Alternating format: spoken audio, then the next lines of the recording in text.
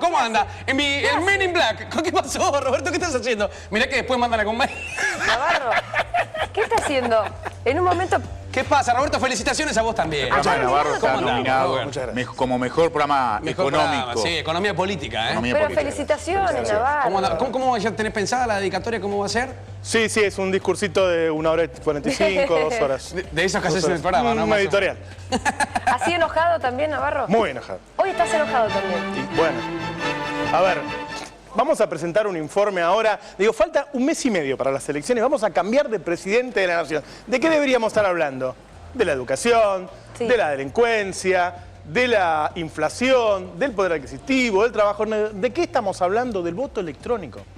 Digo, la oposición se juntó, se había juntado en enero por el caso Nisman, se vuelve a juntar ahora, pide que se vuelva a votar en Tucumán. En Tucumán, digo, donde Scioli ganó 53-20 y donde ahora el Frente para la Victoria ganó por 15 puntos, porque quemaron urnas y resulta que se sabe que todas las urnas que fueron quemadas por gente del PRO, y cuando vas a ver qué pasó en esas urnas en las PASO, el Frente para la Victoria había ganado por el 80%. ¿Qué sentido tiene que lo queme otro? Lo quemó claramente gente del PRO, que ya algunos están detenidos, están pidiendo que se vote de vuelta y están pidiendo el voto electrónico. A ver, están hablando de la República y con este voto se le falta el respeto a la República. Con este voto, ganó Massa en 2013, con el sistema tradicional. Con este voto ganó de Narváez por 1,5 puntos a Néstor Kirchner. Es decir, con este sistema de votación ganó la oposición varias veces y nadie dijo fraude.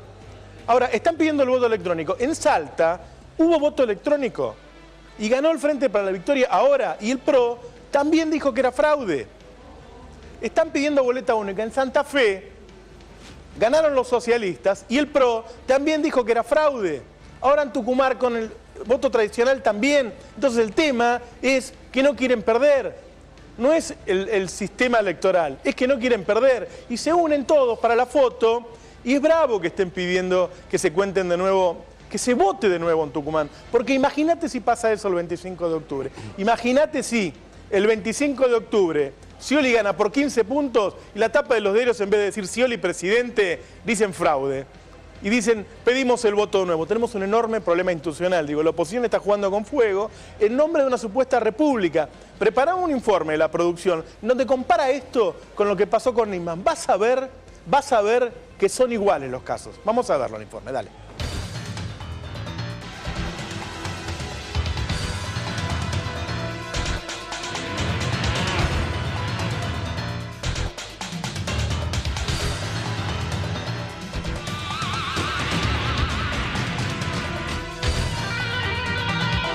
Políticos opositores o políticos oportunistas, los mismos que gritaron fraude antes, durante y después de las elecciones en Tucumán, fueron los que el pasado 18 de febrero convocaron a una marcha para pedir justicia por la muerte de Alberto Nisman.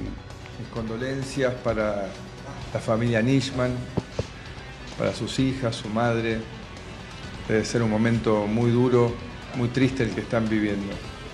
Quiero, en primer lugar, expresar mi condolencia y la de todo nuestro equipo, a la familia, a los amigos y al equipo del doctor Nisman. A casi 8 meses de la muerte del fiscal, los políticos que marcharon el 18F ya ni hablan del tema. ¿Será porque la justicia citó a declarar a la madre y a la hermana de Nisman por presunto lavado de dinero?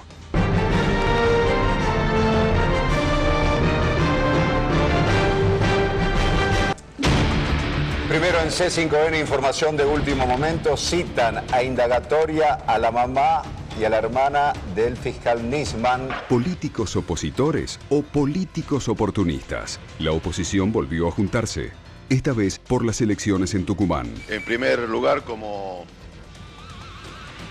diputado de la Nación y como candidato a gobernador de la provincia de Tucumán, agradecerle la presencia a ustedes y fundamentalmente a Mauricio Macri, a Sergio Massa, a Margarita Stolbizer, porque lo que aconteció en el proceso electoral del día domingo 23 en la provincia de Tucumán trasciende el resultado, trasciende el análisis de quién gana o quién pierde una elección. Queda claro que estamos acá solidarios con los tucumanos que han reclamado durante los últimos días pacíficamente porque se les respete su derecho a elegir. Queremos acompañar todo esto que está viviendo el mundo alrededor de esta elección. El sentido de nuestra presencia es, por sobre todas las cosas, manifestar nuestro apoyo y nuestra solidaridad con José Cano y en particular con el pueblo tucumano. Quiero, en primer lugar, manifestar a través de José nuestra profunda solidaridad con todo el pueblo tucumano. Como hicieron luego del 18F, convocaron a que la gente saliera a la calle para defender su voto. Por eso es tan importante que la ciudadanía se siga movilizando, que entendamos que estamos defendiendo nuestro futuro, que cada voto es un sueño y que tenemos que estar ahí para cuidarlo.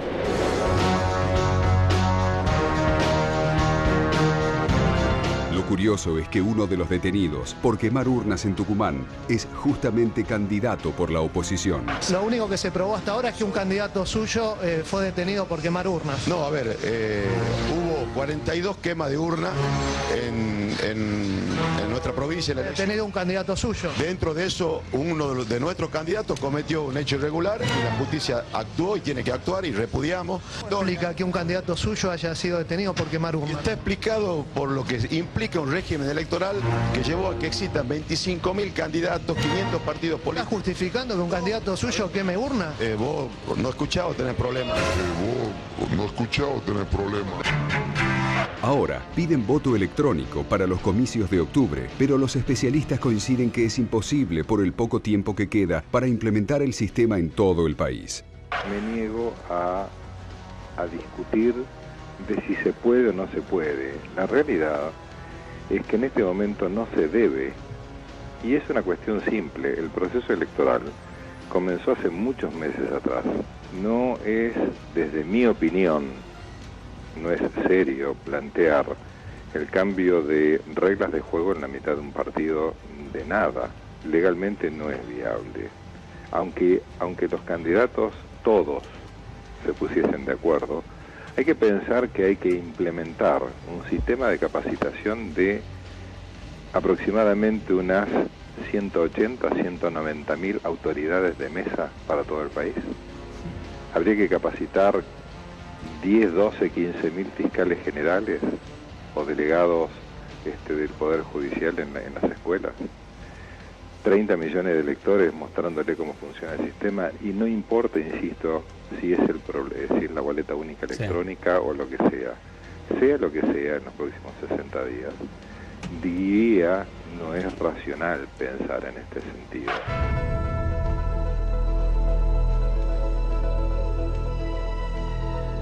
Pero esto, ¿es nuevo? No. El 24 de julio, el asesor y gurú de Macri, Jaime Durán Barba, realizó un encuentro íntimo con intelectuales y periodistas. En esa oportunidad, el ecuatoriano reveló las claves del pedido. Me da mucha bronca que la Argentina sea el último país del mundo que tiene esta boleta idiota. Con esta boleta tenemos que pactar con otros partidos para que nos den los punteros que necesitamos para robarle las boletas a los otros. Mandemos al diablo eso y tengamos voto electrónico. ¿Qué busca la oposición oportunista? Quizás solo quieren embarrar la cancha para no hablar de lo importante. ¿Qué harán si les toca ser gobierno?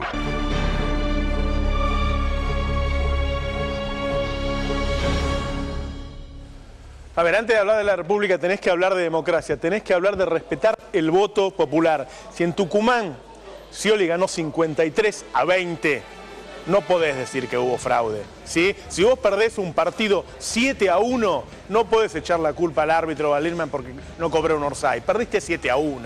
¿Sí? Nadie cree que hubo fraude, y esto es serio porque estamos poniendo en riesgo la legitimidad del próximo gobierno. Y una de las cosas que están pasando, y se une con este tema, son las mentiras de los medios, fundamentalmente del Grupo Clarín. Mirá, los medios nacieron al calor de la política. Cuando vos vas a buscar los principios, acá Mariano Moreno en 1810, para difundir sus ideas patrióticas, creó la Gaceta. Y Mitre creó el diario La Nación para difundir sus ideas conservadoras, y así el New York Times con los demócratas y el Washington Post con los republicanos. Eso pasaba antes, pero después el poder económico se fue haciendo dueño de los medios, se fue metiendo en los medios, empezó a manejarlos. Hoy por hoy los medios son un instrumento del poder económico. ¿Para qué? para concentrar la riqueza en pocas manos, para realmente tener el poder, aprietan gobiernos, bajan gobiernos, eso pasa en todo el mundo, ¿eh? Eso le pasa a Obama. Acá pasa fundamentalmente con el Grupo Clarín. Inventa mentiras constantemente. Lo hizo durante los últimos 7, 8 años muy fuerte, se lo hizo Alfonsín también, se lo hizo a De la Rúa en su momento. Hoy tiene una campaña constante contra algunos de los principales candidatos del Frente para la Victoria. Contra Kicillof, contra Máximo. Preparamos un informe. Mirá las mentiras de Clarín. El sueldazo de Kicillof, otro que nos escapa. Miren la plata que cobra. Mientras los gremios negocian aumentos, se supo que el ministro cobra 400.000 pesos por mes como director de YPF. Para ser claro, tajante y no dar vuelta, mentira, mentira, falso, absolutamente. Mi honorario en YPF asciende a la suma de 0. Kicillof tiene en YPF un sueldo superior a los 400.000 pesos. Y si sumo todo lo que gané en este tiempo, con centavos y todo, da lo mismo, 0. Nunca cobré un peso de YPF. Lo cual, digamos, no es que sea una bandera y se puede explicar si sí, si no. Lo que es claro es que esta nota que figura en el diario Clarín en su tapa es mentira. Segundo punto que quiero marcar, no solo es mentira, sino que quien desmiente esta nota es el propio diario Clarín y el grupo. Tiene razón en la crítica que hizo esta información hoy, que había aparecido en Clarín de lo de Kicillof. Era una información que el ministro desmintió, equivocada. Lo digo con la tranquilidad de no haber sido parte de esa supuesta cadena de información.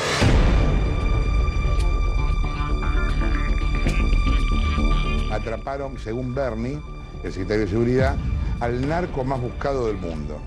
Y es increíble lo que pasó con eso, pues todo mentira. No era ni el narco más buscado del mundo, ni nada. Mi sangre estaba catalogado como un narcotraficante de primer nivel, con un requerimiento internacional de la Corte del Distrito Sur de la Florida. Salió en los diarios que a 15 centímetros ¿no? fue disparado el balazo, el tiro. 15 a 20 centímetros. 15-20 centímetros de la cabeza. Estamos en comunicación telefónica con la doctora Viviana Fein, fiscal de este caso. Doctora, la primera pregunta que le voy a hacer es, ¿cuál fue la distancia del disparo? La distancia del disparo, de acuerdo a la autopsia, fue sobre la sien o máximo a una distancia de lo mayor a 1 centímetro, o sea, menor a 1 centímetro. O sea, la distancia fue prácticamente apoyando el arma en el parietal. De hecho, no hay distancia mayor. Y esto lo aclaro porque en una etapa de un medio se habló de una distancia bastante mayor, no me acuerdo si es de 15, no sé. 15 centímetros, doctora, durante la semana se estuvo hablando de 15 a 20. Esto no es real, y esto digo que no es real, no sale de mi causa. Atención tribunales, pregunten el viernes pasado, entre las 11 y las 14, ¿a dónde fue Amado? Porque nosotros sabemos que fue a Carmelo, salió con 2 bolsos. Director del Senado de la Nación Argentina, el vicepresidente de la Nación en estos momentos, recibiendo en el Senado al expresidente de Brasil. Pregunten el viernes pasado, entre las 11 y las 14, ¿a dónde fue Amado? Este tema es realmente serio. Máximo Kirchner sería cotitular de una cuenta secreta en los Estados Unidos.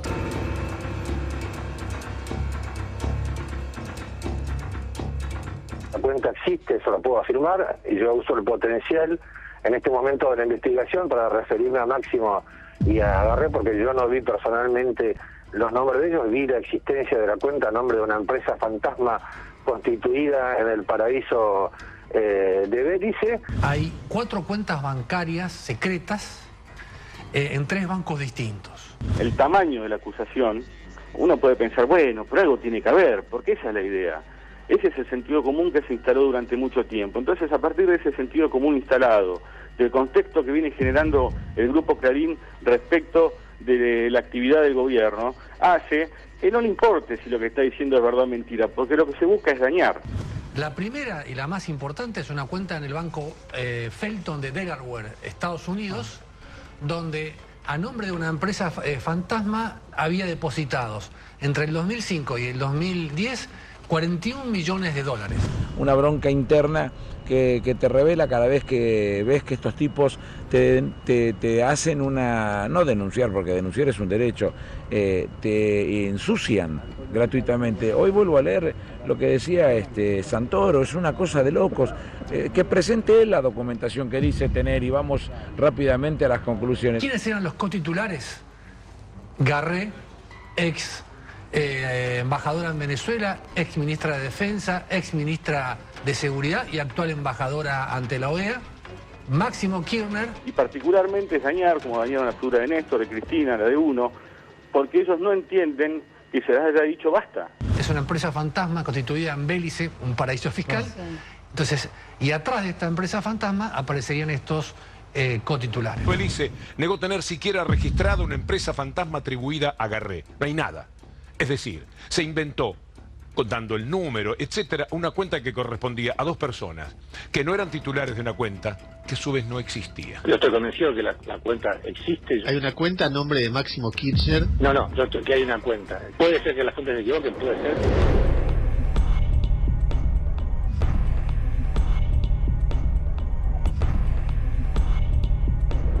Estas inconsistencias y falsedades se repiten en los artículos publicados en la revista brasileña Bella y el diario Perfil, pero con una diferencia. Bella admitió no poder comprobar algunos de los datos independientemente, mientras que Clarín y Perfil no se pronunciaron en ese sentido. El Felton Bank de Delaware envió una carta en la cual decía no hay ninguna cuenta.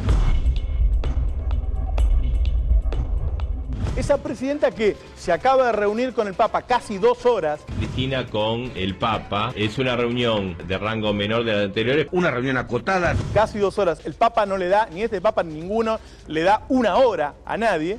Es una reunión de rango menor de las anteriores. Una reunión acotada. Le van a dar un reconocimiento a la presidenta por acercarse más que nunca al hambre cero. Esa es la situación en la que está la presidenta. La presidenta que estuvo con 700.000 personas en la plaza que la escucharon como si hubieran ido a misa. A ver, vos sabés que muchos de estos casos que ya los conocerás, dijeron que Kicillof ganaba 400.000 pesos en YPF. Al otro día YPF mostró la documentación de que laburaba ad honorem. Dijeron que Máximo tenía una cuenta junto con Nilda Garré afuera. Y digo, rápidamente la justicia, el mismo Belli se dijo que no existía la cuenta. Sin embargo, cuando vos le preguntás a la gente, cuando se hacen encuestas, la mayoría lo creyó. Vos sabés que en la cadena Fox, en Estados Unidos, le dijeron al público que Obama era musulmán. Y después se hizo una encuesta y el 60% había creído que Obama era musulmán, ¿no, Julia? Claro. ¿La conocía la anécdota? Sí, lo sabía. Ahora, de cualquier manera, Roberto, si bien es como vos decís, ¿no? Que mienten y algo queda, y mucha gente ahora también estará con la idea de que Axel Kicillof gana 400.000 pesos, cuando quedó absolutamente evidente que no era así, y demás operaciones que estuvimos viendo en el informe. Algo de cualquier manera quedó de la discusión de la ley de medios, me parece. Alguna conciencia también hay, me parece, en el común de la gente, que antes no existía. Antes de esta discusión, además que duró años, gracias a las chicanas, una atrás de otra, chicanas procesales del Grupo Clarín, que hay más conciencia de cómo se comportan los medios. Parece que ya no es una gran novedad pensar que un día se miente, por lo menos con objetivos políticos, económicos, comerciales y lo que sea. Un poquito la gente sabe, por más que tengan, qué sé yo, una posición política, ya saben cómo es que se comporta Clarín, ¿no? Me parece a mí. Vos sabés que hace poco, hablando con un grupo de especialistas de psicólogos, psiquiatras, qué sé yo, me decían que están estudiando qué pasa con la gente que todo el día escucha este tipo de noticias. Sí. Vos sabés que genera depresiones, estrés, adicciones por querer salirse de ese mundo terrible que te muestran. Digo, es muy serio lo que está pasando. No está pasando solo en Argentina. En Argentina es el Grupo Clarín porque es el mayor grupo, es un grupo hegemónico que tiene 270 medios y que no se pudo desarmar más allá de la ley de medios. Pero esto es algo que está ocurriendo en el mundo y que es muy serio porque pone en peligro la democracia, lo que va a pasar en el país, porque digo, si vos querés votar y te obligan a votar a un tipo que no es el que realmente te conviene, mintiéndote, porque estos juegan las elecciones, ¿no, Julia? Y esto linkeado además, este informe al anterior, que mostraba, bueno, también a la oposición detrás de un discurso, en este caso, a muy poquito tiempo de las elecciones, un discurso que tiene que ver con el voto electrónico. Para mí, una manera de vaciar de contenido a la política. Lo decías vos también, ahora tendríamos que estar hablando de economía, de inseguridad, de un montón de problemas que son reales y que tenemos y que hay que discutir y que hay que solucionar, que son desafíos para el futuro, de la crisis económica mundial, bueno, ese tipo de cosas. Y hablando del voto electrónico, cuando el propio, también lo veíamos en el informe, el propio dueño de la empresa de software, que es el único que lo hace acá, lo hizo en Salta, en la ciudad de Buenos Aires, dijo, esto es imposible, muchachos, lo dijo el dueño. En otros países más adelantados, yo acá también lo hablé, el fallo de la Corte Suprema de Justicia de Alemania del año 2009. Vos sabés, Nico, que en Alemania se implementó el voto electrónico, se llevó adelante y la Corte Suprema lo terminó declarando inconstitucional con un fallo que jurídicamente es delicioso, en el que dice, en realidad la cuestión de las elecciones está en manos, tanto la fiscalización, la organización y todo, de la propia ciudadanía, y delegarle esto a una empresa privada que maneja máquinas, de verdad no es tan seguro. Pero bueno, esta es la campaña de ahora, que vacía de contenido a la política. Lo mismo Nisman. Nisman también vacía de contenido a la discusión política. Nisman también es una manera de no hablar de las cuestiones de las que hay que hablar. Ahora, lo que yo no sé, Roberto, es si no se habla de lo que hay que hablar porque no hay propuestas nuevas o porque esas propuestas son inconfesables. No, a mí me parece que es muy difícil ganarle las elecciones al oficialismo, ¿sí? Es decir, sacar un gobierno que está gobernando en un momento en que vos tenés buen nivel de consumo y buen nivel de empleo, que es lo que fundamentalmente mira la gente. Tener laburo y que la guita le alcance. Entonces, cuando vos no podés ir contra eso, porque ahí no le podés mentir, porque la gente tiene una sensación de cómo está económicamente, claro, entonces tenés que buscarle otro tema y distraerlo. Ahora, digo, no es broma, porque ¿de cuántas cosas te enterás vos personalmente, por tus propios sentidos? Son las cosas que pasan en tu barrio, en tu trabajo, en el colegio de los chicos. Bueno, eso no llega al 1% del total de la información que vos tenés en tu vida. Todo el resto lo absorbés por los medios. Ahora, vos imaginate si todo el resto está en duda, como te mostramos en el informe de recién. Y además, por ejemplo, las redes sociales que se plantearon, Nico, vos de esto sabes mucho, en algún momento como un lugar muy democrático, ¿no? Porque cada cuenta de Twitter, cada cuenta de Facebook es una cuenta personal de alguien.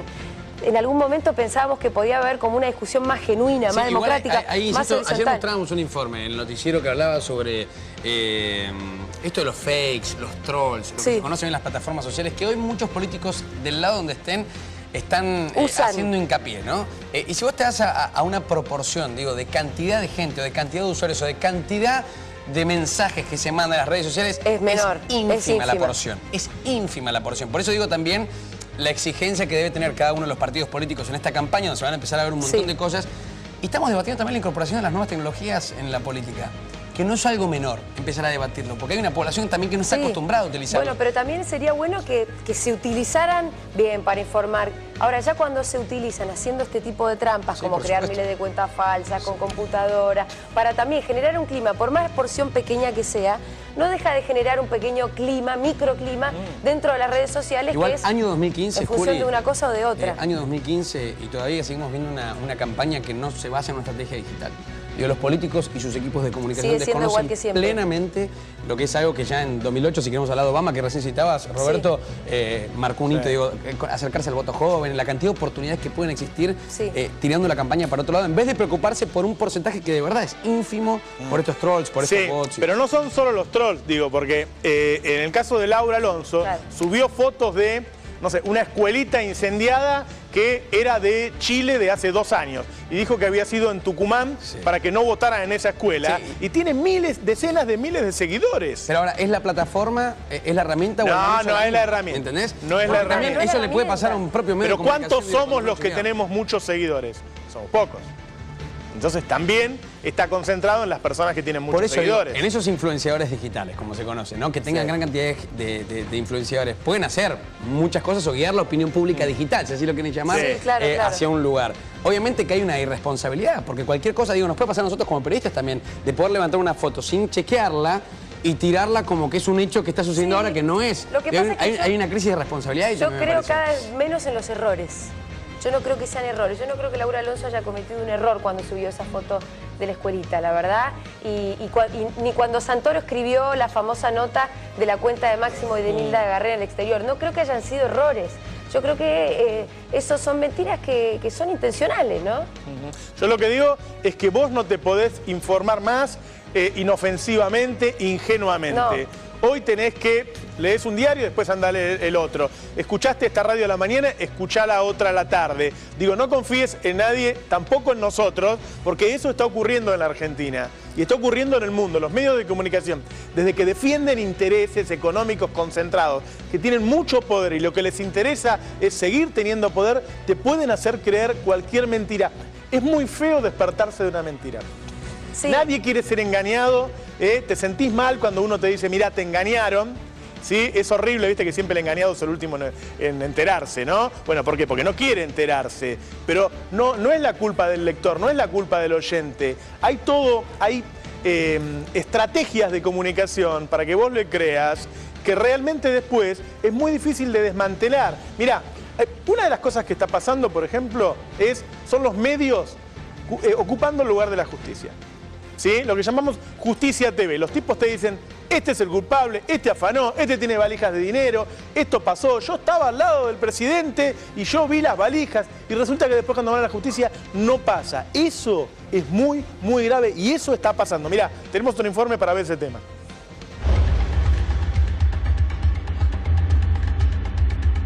Frente a cámara, disparan contra todo y contra todos. En televisión, son implacables justicieros. En la justicia, estas denuncias quedan en la nada.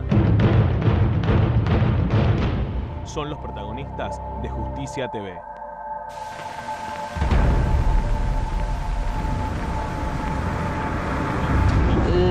Estos informes rimbombantes que normalmente se hacen en set televisivo son justamente informes rimbombantes, que después cuando se traducen en la denuncia concreta ante la justicia, que muchas veces ni siquiera se traducen en denuncias, sino que solo quedan en el set televisivo, muchas veces no tienen consistencia. ¿Por qué? Porque los testigos ya, digamos, ese minuto de fama que tuvieron, que todo el mundo los conoció y que salieron en televisión, cuando llegan a un juzgado, ante un juez, un secretario, un funcionario que le toma la declaración, empieza o a desdecirse o a no poder precisar. Esto realmente es una ficción, es poco creíble, es desestabilizador.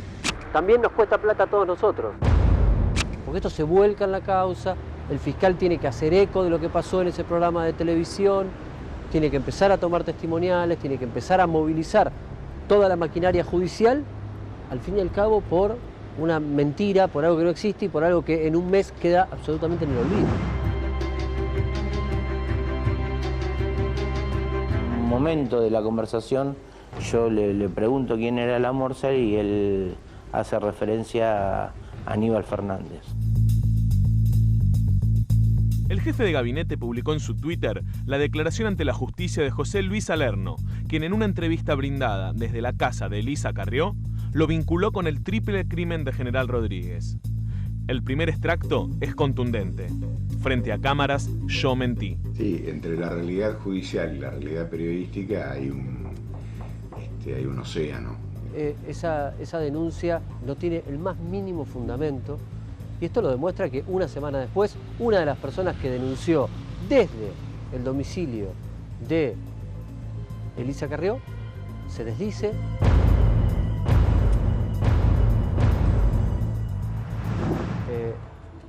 Manifiesta los motivos por los cuales mintió, manifiesta las promesas y otro sigue adelante. Pero ¿a quién, digamos, por qué le tenemos que creer a esa otra persona que está presa, imputada perpetua, que en su momento, cuando estaba siendo amenazado con quedar detenido de por vida, no lo dijo en medio de un juicio? Es poco creíble. En el caso, por ejemplo, de Aníbal Fernández, claramente hubo un guión a cambio de una promesa, a cambio de una solución, a cambio de cualquier cosa, y en base a ese guión yo logro instalar dentro de la sociedad, dentro de la opinión pública, que determinado candidato, determinada política es corrupta.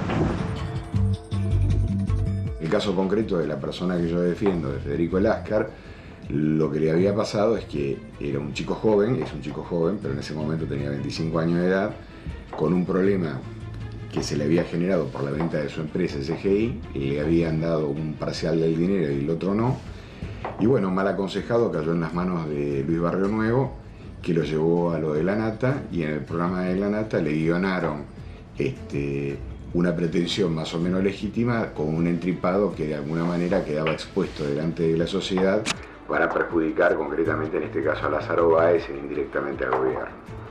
Miriam Quiroga se presentó ante las cámaras de televisión primero diciendo que era secretaria de Néstor Kirchner y además dando a entender que era amante de Néstor Kirchner. Luego venía Daniel Muñoz en algunas ocasiones, no Sí, siempre, sí, obvio. con un bolso que, bueno, muy jocosamente a veces me decía: Tomás, sentí pesar, ¿cuánto puede haber acá? La misma se desmintió bastante, su pareja la desmintió y además de eso después la inspección ocular mostró que las cosas no eran para nada como ella decía. Por ejemplo, sí me ha pasado de causas donde se decía una cosa en televisión y luego ante nosotros no se podía sostener. Yo creo que eso es grave, la verdad que es grave, pero es grave para todos, es grave para el país, para la ciudadanía. Estas son las mismas mentiras, pero más grave, claro, porque acá se meten con la justicia. Acá ponen en problemas judiciales a tipos que pueden ser funcionarios o pueden ser cualquiera. Acá ya sabemos, lo hemos mostrado en C5N, que hubo pagos para que estas personas hicieran declaraciones de las cuales se desdijeron después en la justicia. Digo, hay un montón de casos, Julia.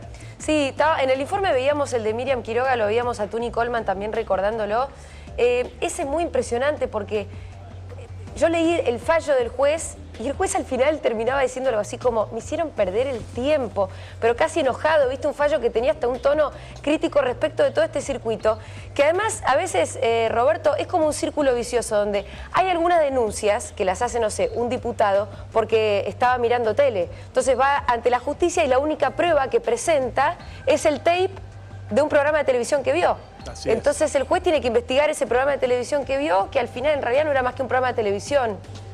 A ver, vamos a decir una cosa. El programa de la Nata, ¿sí? Sabemos que al frente del Poder Económico está Clarín y al frente de Clarín está la cara de la Nata. Desde que la Nata está ahí haciendo ese programa, digo, el poder del Grupo Clarín aumentó muchísimo. ¿Por qué? Porque la Nata no tiene lo que tenemos los periodistas, que es ese límite, que son los escrúpulos, para fijarnos lo que vamos a decir, para ser lo más preciso posible. No lo más objetivos posible, porque cada uno tiene su subjetividad, claro, pero sí ceñirnos a lo que a nosotros nos parece y no inventar. El programa de la Nata es un programa de ficción. Me parece que cuando los diputados toman el programa de la Nata y se lo llevan a un juez, son irresponsables. Me parece que cuando el juez lo toma y utiliza recursos y tiempo de la justicia para seguir un programa que ya fue desmentido, ¿cuántas veces, Julián? No sé.